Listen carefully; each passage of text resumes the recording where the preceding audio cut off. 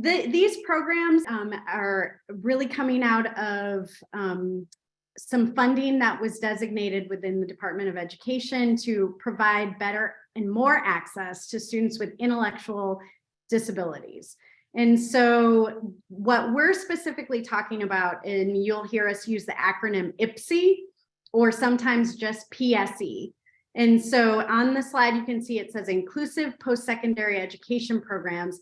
And these are specific to providing these higher education opportunities for students with intellectual disabilities who prior to 2008 actually did not have some policy that supported that access. And so with the Higher Education Opportunity Act, we saw more of these programs be developed. There were some prior to that time, but more programs being developed that really took some barriers away for students to access them. So barriers such as students can apply to be a part of these programs with a high school diploma or a certificate of completion. Students also have a barrier of financial cost, and with that legislation in 2008, it provided students with another opportunity to apply using FAFSA to get some financial support through Pell Grants and some other opportunities.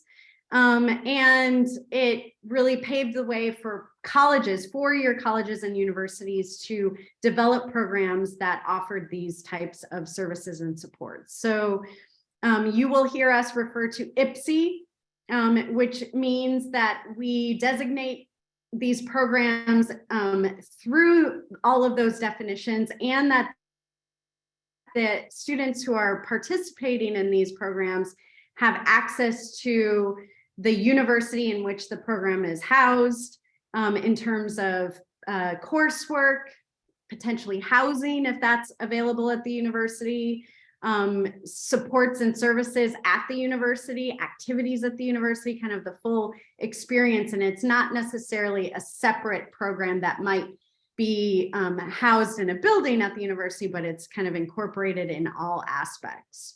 Many of these programs have goals that pertain to independent living skills, vocational career goals, and educational goals, perhaps in terms of future continuing education for degrees or certificates. Yeah, so as April said, students in these programs, they receive job training, they attend courses that focus on developing employment skills as well as academic skills.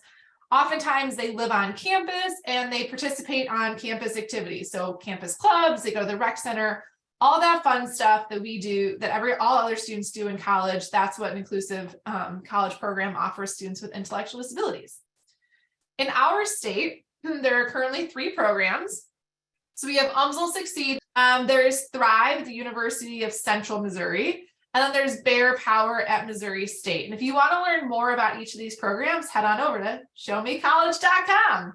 So all 3 of these are our comprehensive transition program. And we're sharing this term because it's very important and kind of related to what April said.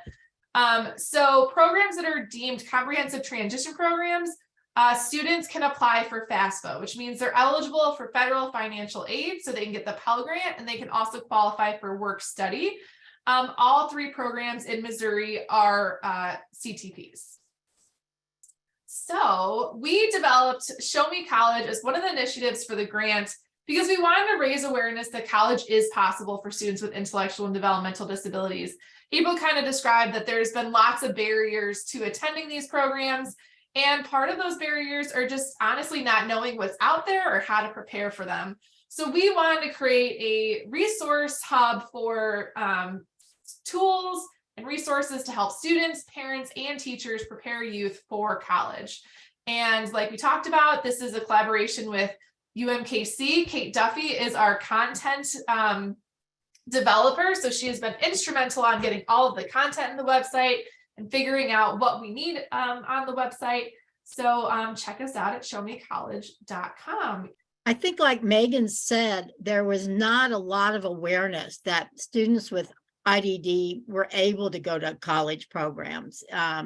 In fact, I'm not sure that a lot of teachers knew about it, and definitely parents and families and students. So this was just to create a campaign, kind of an educational campaign, so people could learn that this is a possibility. So currently we're gonna have kind of different pillars. So we're gonna have a student pillar, a teacher pillar, which Kate and I are hard at work developing right now. And then we're gonna develop more pillars later. But right now we do have some resources for future students. So moral of the story is keep checking back, because we're gonna have lots of new things as we go. For students, we have College is Possible, which is shares student success stories. So Kate did an incredible job of talking to students in our state who have attended college and have videos and testimonials of why it was important for them to go to college, which we were really excited about because we really wanted students in Missouri to go to this website and see themselves on the website. So these are Missouri students who have gone to programs in Missouri. We also have Prepare for College, which gives you tips and tools and ways that you can prepare for college in a variety of different ways in your school, at home, and in your community. We also have Choose a College. So if you are you've decided you want to go to college, but you really don't know where you're gonna go, we have a guide to help you explore the different areas of college. Pay for College, which is a big one, and how to navigate college. So what do you do when you get there? We have Prepare for College. So we developed a guide on different ways you can prepare for college. So things you can do in elementary and middle school, such as joining clubs, participating in inclusive classes, what you can do in high school. So for example, join clubs or organizations, enroll in different courses, start leading your IEP, and things you can do in your community. So joining the fitness center, learning how to navigate your community, all those skills that are going to help prepare you for college. Choosing a College, we have 8 different key features of inclusive college programs, and Kate developed an incredible guide that you can print out and take with you if you decide to do a program tour. So if you're thinking about going to college, come over to UMSL, go to Thrive, go to Bear Power, and bring this guide with. And it has all these really great questions to help you understand what is this program about. Because the thing is, all these programs are incredibly different. And so it's important to make sure that you pick a program that aligns with your own goals and values. So things to focus on are inclusion. When are you going to be interacting with your peers without disabilities? What are you going to have access to on campus? What academic courses are available? What vocational courses are available? What internships are available? Maybe what industries are there? Do you have collaborations with? How many internships do you get? What do you graduate with, right? So those graduation certificates and vocational credentials are really important in proving like, hey, I went to college, this is what I did. So figuring out what do you get after that time? What financial aid is available? All 3 are CTPs, so you can apply for FAFSA. Campus life, do I have to live on campus? Can I live on campus? What does that look like? And what do graduates do? You want to know what happens afterwards, right? Because as much as we want to go to college just for fun, we want to know what's our outcomes and what does the program do to help you support that transition after college. Pay for College, we have lots of different information on how to pay for college. So what are Medicaid waivers and how can you use them? What are 529 plans? Those are savings plans to save for college. Pass plans, Kate created a great video that should be up within the next couple of weeks, helping you navigate all the steps of creating a pass plan and more. So Kate also created a great list of what are the scholarships available in Missouri, just helping people understand that college is possible and you can pay for it. Then there's also a page about navigating college, and this really focuses on understanding what is the difference between high school and college, because college is very different in a lot of different ways. So for example, you're not entitled to services like you were in high school. You're deemed eligible. So that process might look a little different.